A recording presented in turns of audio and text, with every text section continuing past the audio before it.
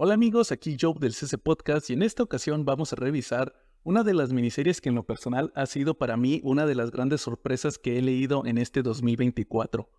Publicado en México por Panini, se trata nada menos que de Batman el culto, Batman the Cult, una miniserie que originalmente fue publicada por DC Comics en 1988 y que tuvo el guión de Jim Starlin, este gran escritor que estuvo en Batman durante los 80s, en Marvel fue muy conocido en los 70s, ya que creó muchos de los personajes cósmicos, posteriormente regresaría para Infinity Gauntlet, y como saben es el creador de Thanos, creo que es uno de los grandes logros que ha tenido en su carrera, y además esta historia es dibujada, nada menos que por la leyenda del cómic de terror Bernie Wrightson, que creo que es uno de los nombres más grandes de la industria.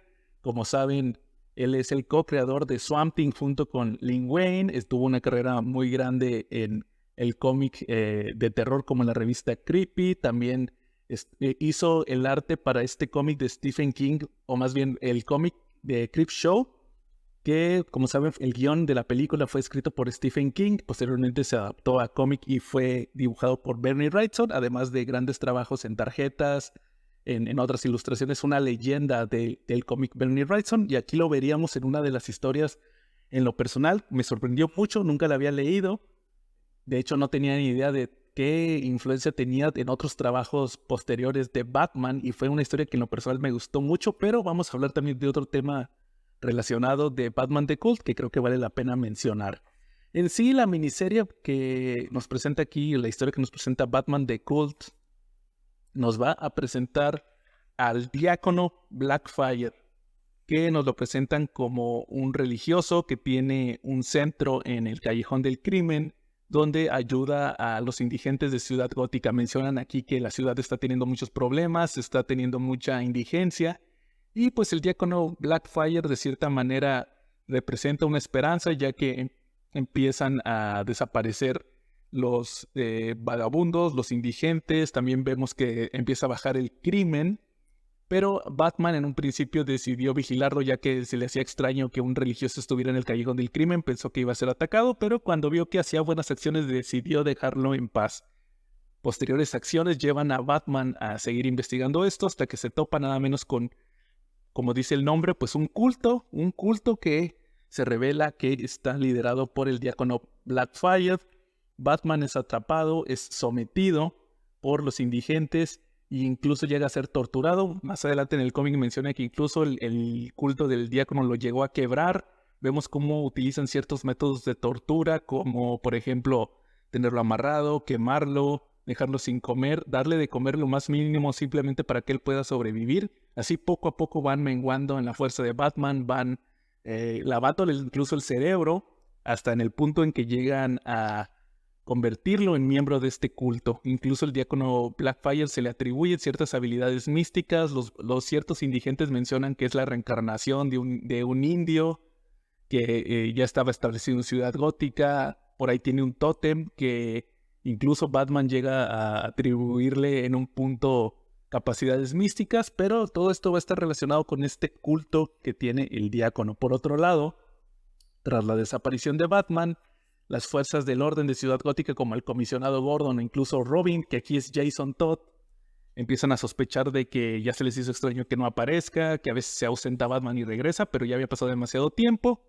por lo cual deciden seguir también la pista de qué fue lo que le pasó a Batman. Y él, pues lo vamos a estar viendo aquí atrapado en este culto, y al final, pues vamos a ver cómo de cierta manera va a tener que lidiar con todos los problemas que trae esta nueva organización dentro de Ciudad Gótica, a tal punto, eso sí es un spoiler por si no lo han leído y no quieren spoilerlo, brínquense estos 5 segundos, termina el diácono Blackfire tomando control de Ciudad Gótica, a tal punto que Batman posteriormente va a tener que tumbarlo del poder, va a tener que unirse a Robin y pues tratar de tomar el control de la ciudad. Una historia que, les digo, en un principio cuando solamente había leído el número 1 me pareció, sí, interesante, muy buena, el arte y el guión de Jim Starlin y de Bernie Wrightson excelente, pero no pensé que fuera a escalar tanto. Hay un punto donde conforme va avanzando la historia vemos primero cómo Batman se sale del culto, trata de huir, queda muy marcado por este tema de que les digo que lo quebraron, jugaron con su mente, tiene muchos problemas después de salir librado, incluso hasta cuando Robin y Alfred lo rescatan, él sigue teniendo detalles de que queda tocado, y incluso después de que se recupera físicamente y decide regresar a atacar a la organización de Blackfire, como quiera sigue teniendo muchas dudas. Eso me gustó, un Batman humano, y creo que es lo que nos hace falta actualmente. Últimamente lo ponen muy invencible, y aquí lo vemos que tiene sus problemas, que puede llegar a ser vulnerable, y eso me gustó mucho de esta historia. También las propiedades místicas que le atribuyen al diácono, al final no terminan de quedar muy claras. Por ahí muchas pistas de que sí, muchas pistas de que no. Creo que es esa interpretación del lector, pero eso sí, el tema del culto me pareció muy interesante, sobre todo cuando uno ha visto películas de cultos, documentales de cultos, sobre todo ahorita que está tan de moda ver estos documentales. Vemos cómo incluso en aquel 1988 Jim Starlin se documentó muy bien para este tema de los cultos satánicos, cómo son las características del lavado de cerebro y todo esto. Me pareció muy interesante, y el arte de Bernie Wrightson también se me hizo excelente para retratar la situación de Batman. También ciertas narrativas gráficas muy al estilo de Frank Miller, que esto va a jugar a favor y en contra. Ahorita voy a explicar por qué. Toman muchos elementos de Dark Knight Returns, que se había publicado un año antes, el tema de las entrevistas, aquí lo pueden ver, de las noticias, todo eso se utiliza mucho aquí en The Cult, y creo que es utilizado de una manera excelente. Me gustó mucho cómo lo manejan aquí.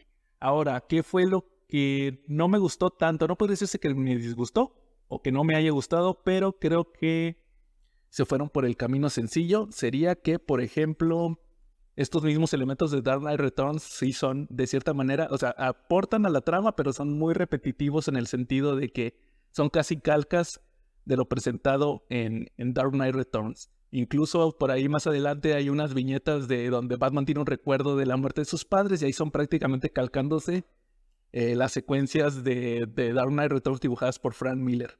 Incluso les voy a mostrar, viene una introducción aquí que dice un viaje al inconsciente.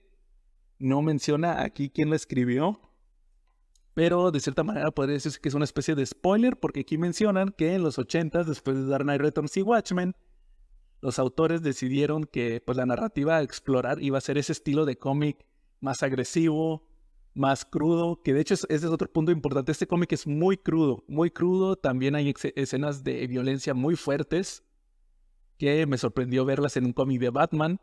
Me gustó, simplemente pues porque creo que le aportan a la historia, pero me sorprendió verlas, digo, en un cómic de Batman.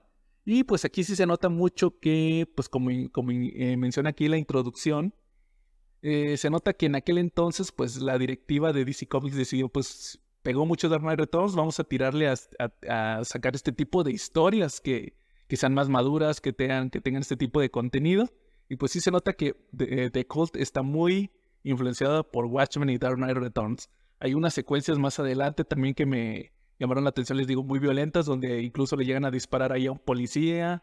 También hay una secuencia donde Batman escucha que una mujer está siendo atacada, y los diálogos de Jim Starlin ahí mencionan que pues que él sufría al momento de tener que escucharlo, pero no poder hacer nada, ya que estaba en una misión en ese momento. Entonces todos estos elementos de violencia creo que le aportan mucho a la historia. Les digo, me sorprendió mucho, y pese a estos elementos creo que fue algo que le agregó mucho al cómic.